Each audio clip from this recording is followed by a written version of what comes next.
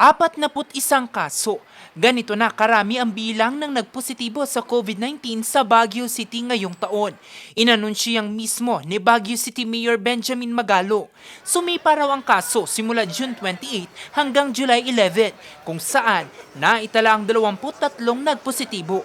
Pero paglilinaw ng alkalde na ang mga kaso nakasentro sa mga healthcare workers at itinuturing na occupational risk. Nakikita namin na ang mga cases, mild COVID. Sa ngayon, most of the patients are actually health workers. Ibig sabihin, dun sa occupational risk, dun lang.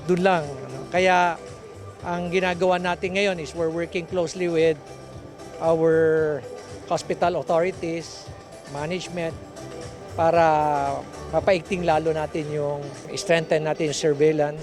Gayunpaman, hindi maiwasang mangamba ng taxi driver na si Tony. Kaya naman para iwas sakit ngayong umuulan at malamig ang panahon, todo na siya sa pag-iingat. Alam mo na at nangyari sa atin ng araw na nagkaroon tayo ng para hindi mag-spread ang virus. Hindi pa naman sila matawag. So, kailangan mag-ingat na lagi mag-ingat at mag-ano tayo vitamins na kailangan natin vitamins para sa papalakas ng katawan.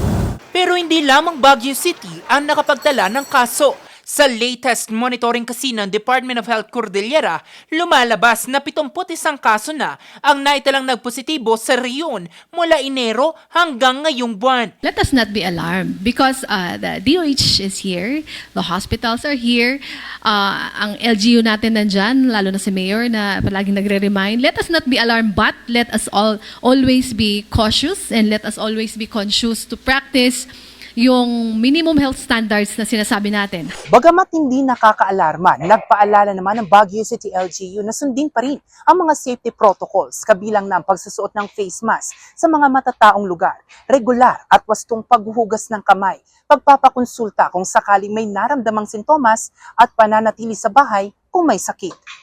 Sa ngayon, umaasa ang Baguio City LGU na bumaba na ang bilang ng mga nagpopositibo sa COVID-19 habang nagpapatuloy naman ang kanilang monitoring. Jose Robert Inventor, RNG News.